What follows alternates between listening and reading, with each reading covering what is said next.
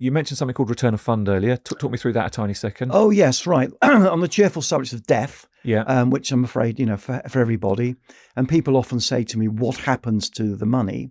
Well, there is something we call return of fund. So whatever's in the pot can be returned to a person or people or a charity, if you so wish. What is absolutely vital, and I stress this to people, is they must complete a nomination form or an expression of wishes form, simply saying, I, John Smith, in the event of my death, want Sarah Smith to receive the money, a relationship, spouse. But it could be for children, could be for cousins, nephews. Yeah. But if it's written down, 99% of the time it'll happen, providing it's reasonable.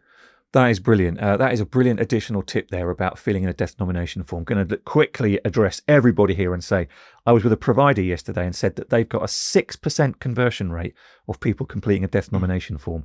Now, the UK average is below 22%, but that is absolutely bonkers. So get your death nomination forms filled in. Do it online. Get the app. Takes seconds to do.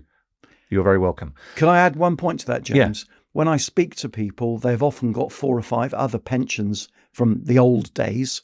And I always say to them, if you decide not to transfer them for whatever reason, please make sure that your nomination form is up to date. Because you've got a 45-year-old guy, he had his first pension when he was 20, you can pretty much guarantee he hasn't got his spouse down. Yeah. Or children. Yeah. Okay. Brilliant.